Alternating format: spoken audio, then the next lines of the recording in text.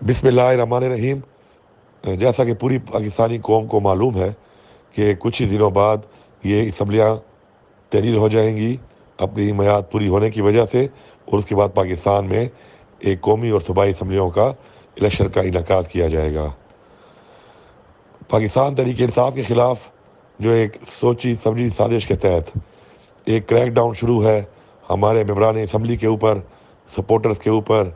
Voters کے اوپر، جس طریقے سے ان کے گھروں پر چھاپے مارے جا رہے ہیں،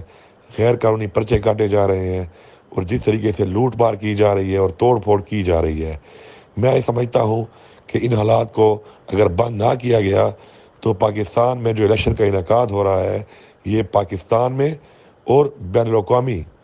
سطح پر یہ الیکشن ایک سوالیہ نشان بن جائے گا۔ اس وقت پاکستان کی سب سے بڑی ضرورت پاکستان کا استحکام ہے۔ آج جو پاکستان کی معیشت کا حال ہے، جو ہماری ایکسپورٹس کا حال ہے،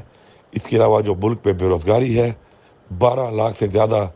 ہمارے پروفیشنل لوگ ایک سال میں ملک چھوڑ چکے ہیں، جس طریقے سے مہنگائی کی حالت ہے، چاہے آپ اشیاء خرد و نوش کو دیکھ لیں، چاہے آپ پیٹرولیم کو دیکھ لیں، چاہے آپ بجلی کو دیکھ لیں، ہر سیکٹر میں اتنی مہنگائی ہو چکی ہے کہ عوام کا جینا محال ہو چکا ہے۔ تو میں سمجھتا ہوں کہ پاکستان کو ان سب چیزوں سے نکلنے کے لیے سب سے پہلے جو ہے استحکام کی ضرورت ہے، اور اسٹیبلٹی تبھی آئے گی نیشنلی اینڈ انٹرنیشنلی جب کہ ایک فری اینڈ فیئر الیکشن ہوں گے۔ کسی الیکشن کے اوپر اگر سوالیہ نشان ہو تو اس الیکشن کی کوئی حیثیت نہیں ہوتی، اور اس الیکشن سے ملک میں استحکام نہیں آتا۔ میری یہ گزارش ہے کہ عوام کا مینڈیٹ جس پارٹی کو ووٹ دے، ان کو پورا موقع دینا چاہیے عوام کو کہ وہ اپنی مرضی سے اپنی مرضی کے لوگوں کو چنیں، اپنی مرضی کی حکومت بنائیں، تاکہ ہم ان حالات سے، جن حالات میں ہمیں پچھلی پی ڈی ایم کی حکومت نے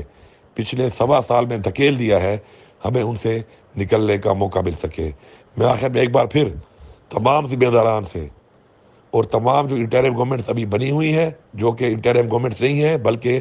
پی ڈی ایم کے ایجنڈے پہ کام کر رہی ہیں، ان سے پنجاب میں اور کے پی میں، اور اس کے بعد جو آگے ہماری انٹرم گورنمنٹس قائم مقام حکومتیں بنی ہیں جن کا کام الیکشن کرانا ہے، ان سے ایک گزارش ہے کہ صاف اور شفاف الیکشن کو کرا کر اپنی ذمہ داری پوری کریں، اور ملک کو کسی ایسی چیز کی طرف نہ دھکیلیں کہ جس سے ہمارے ملک کی معیشت، ہمارے ملک کا استحکام، ہمارے ملک کا وقار مجروح ہو، کیونکہ اس سے بحیثیت پاکستانی ہمیں سب کو پھر یہ بھگتنا پڑے گا۔ آپ کا بہت بہت شکریہ۔